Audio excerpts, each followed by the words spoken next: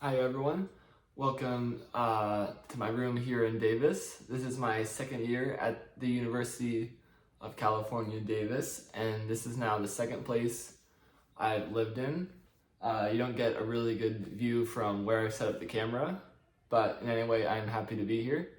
I haven't released a YouTube video in a while, especially one where I'm talking to the camera and giving my ideas and thoughts and stuff. But I realized it would be a good idea to start doing these videos again and start sharing my ideas and feelings about tennis, especially if it's something I have a passion for and I'm considering a career in.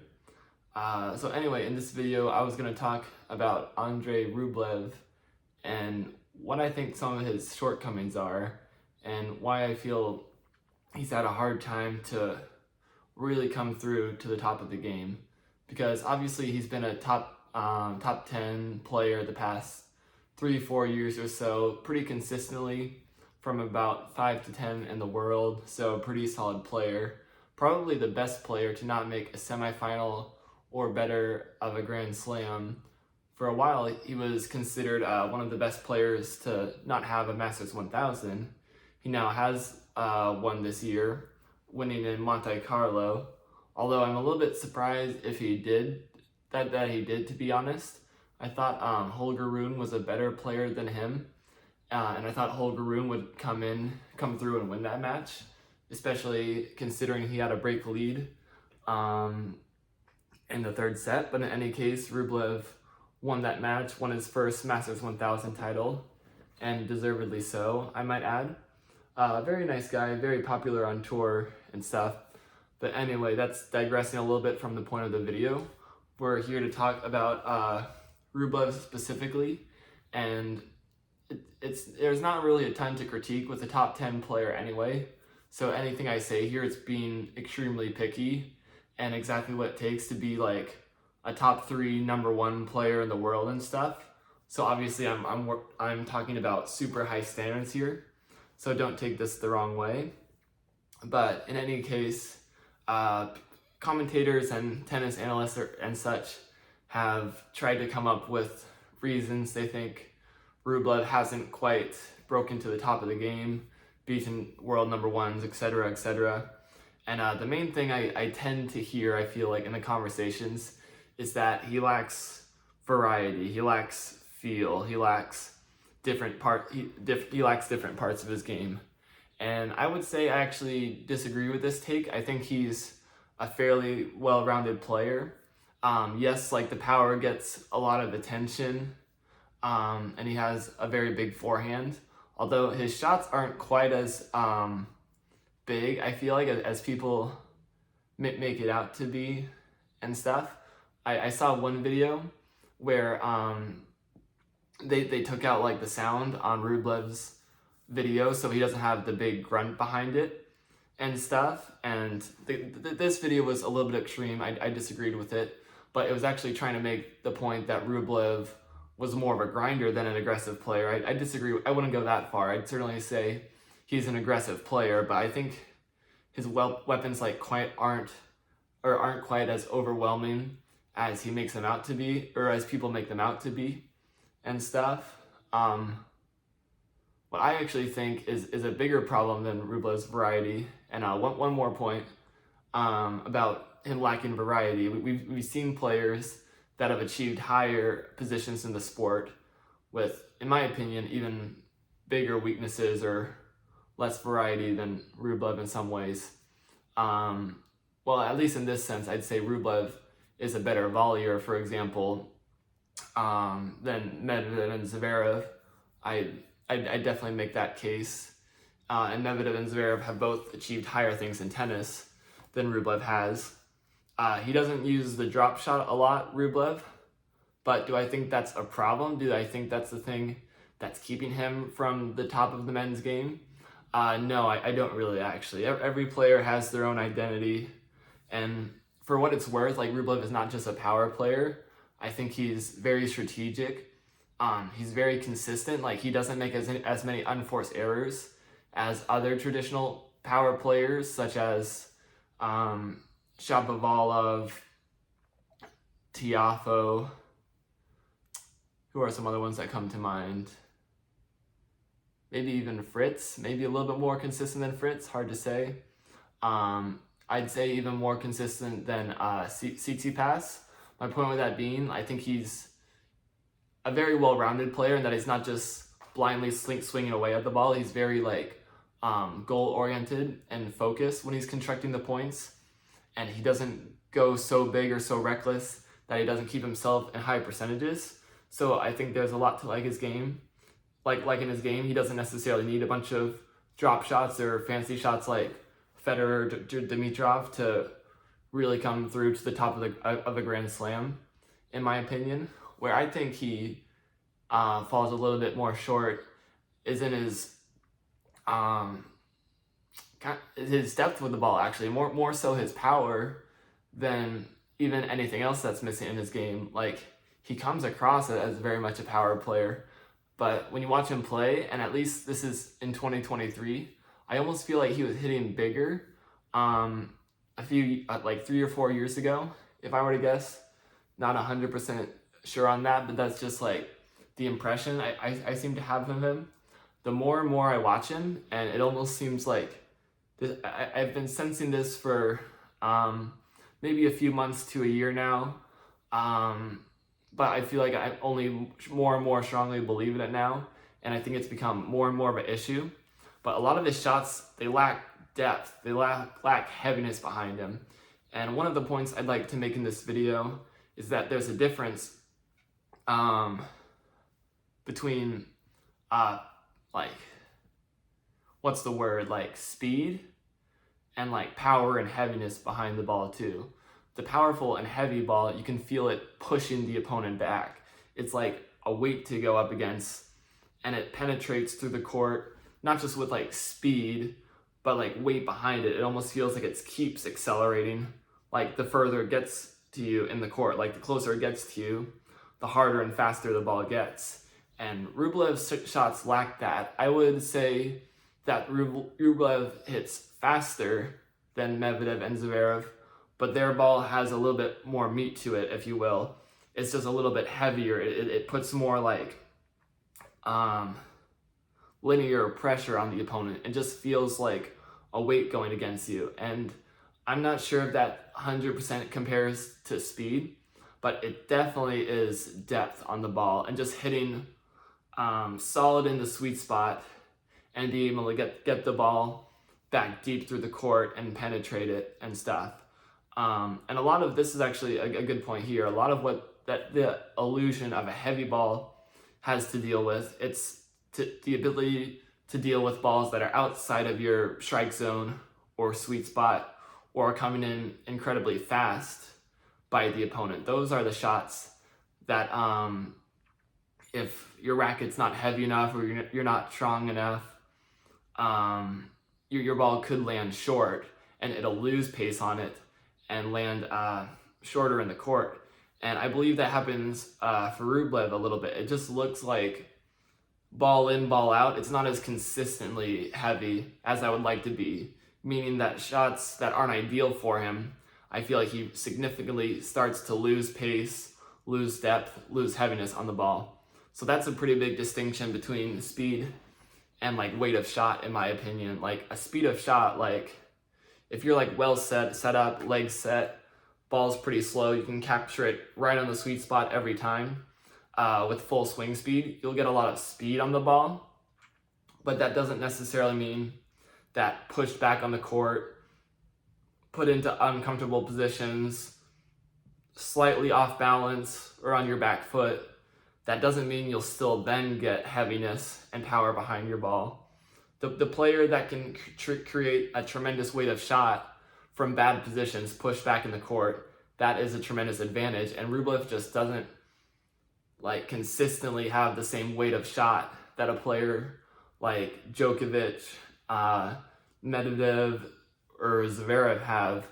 And I would argue even Alcaraz, as great as he is, doesn't have the same consistent weight of shot and heaviness to his ball that Djokovic, Medvedev, and Zverev had. You can see Rublev especially, but even Alcaraz too, when they get pushed back in the court or they don't make perfect contact with the ball, their ball loses a ton of speed and a ton of depth, even more so than Medvedev, Djokovic, and Zverev. Unless they just hit a really bad shot, it's very hard to get a weak ball from them because they have a lot of strength in the back of the court and they can keep the ball very consistently heavy and deep and penetrated. They don't give you many mishits, for example, or shots where they swing really fast, don't catch it on the frame, and the ball lands short. I'm not saying every one of their ball is fast. I think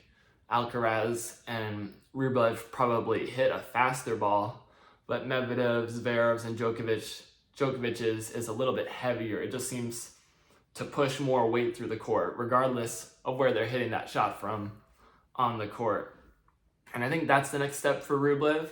If he can find that ability that where, excuse me, his shot power isn't relying on perfect setup, perfect contact, and perfect swing speed.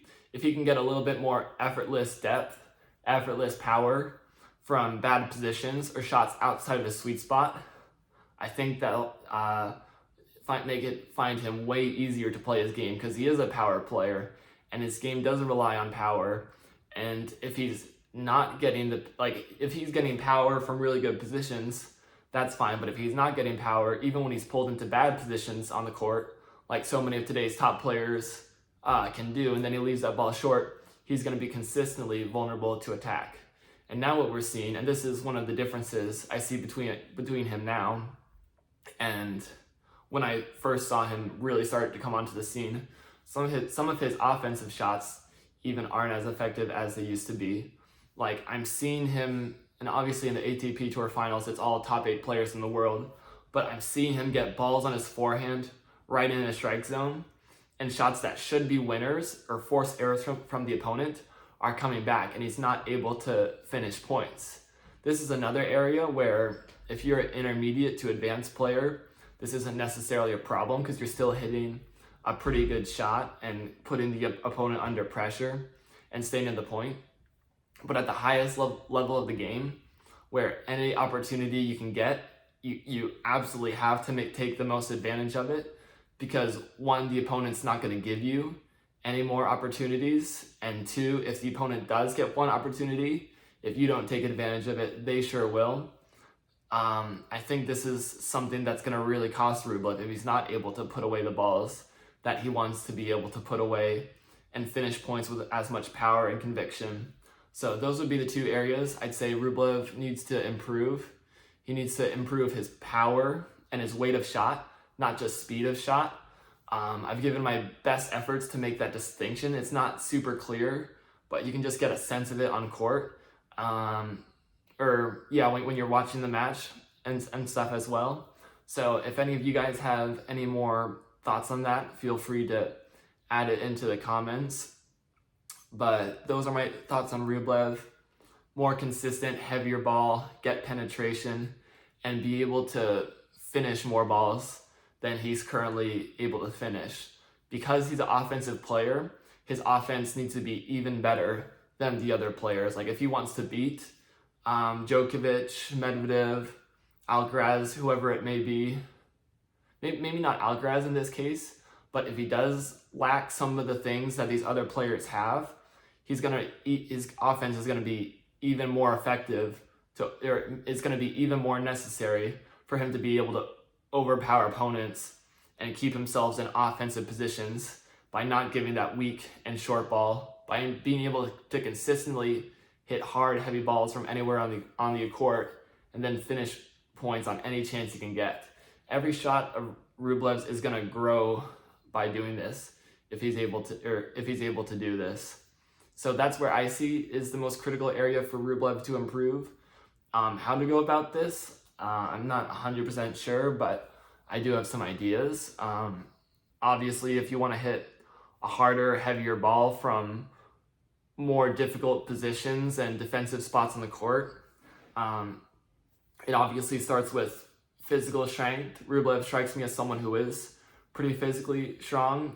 He's almost never injured, and I'm sure he has some of the best trainers in the world in his staff, so I see no super clear end on that in my eyes, but he's a pretty fast player, pretty good mover. If there's anything he can be doing in the gym or in training to build his depth of shot, to build his strength, and ability to absorb and redirect pace even further, I think that's going to pay huge dividends to him.